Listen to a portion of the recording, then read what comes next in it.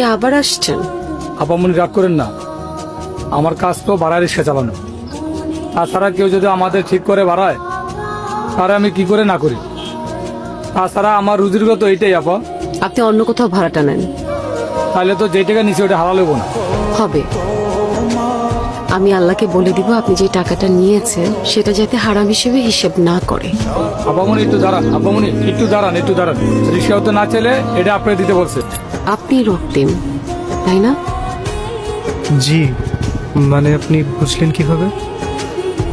এই যে ডাকলাম সাথে সাথে গদুলের মতো রক্তিম হয়ে গেলেন, এই জন্য। ও মানে আমি ঠিক এভাবে ধরা খেয়ে যাব বুঝে উঠতে পারিনি। এত আনকমফোর্টেবল ফিল করার কিছুই নেই।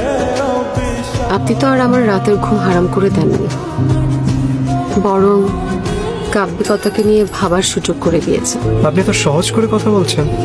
আমি ভেবেছিলাম আপনার সাথে যেদিন আমার দেখা হবে আপনি ভীষণ রাগ করবেন। আমি কয়েকদিন ধরে দেখছিলাম আপনাকে আমার আশেপাশে দেখা যায়, তারপর ধারণা করলাম আপনি রক্তিম। এত লুকোচুরি করে যোগাযোগ করার কারণ কি? আমি আপনার মতো স্ট্রেট ফরওয়ার্ড না, একটু আলাদা।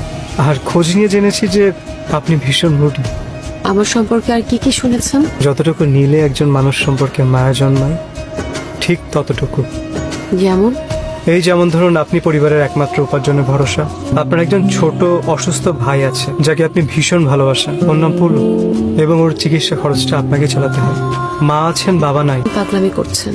প্রেমে পড়েছেন? প্রেমে না পড়লে মানুষ এমন পাগলামি করে? আমি তো দূরের কোনো বিলে একলা ফুটে থাকা গম্ভীর নিঃসঙ্গ এক শাপলা। আর এই নিঃসঙ্গ শাপলা সরলতাতেই হয়তো বা আর এক নিঃসঙ্গ মাছরাঙে মুগ্ধ হয়েছে।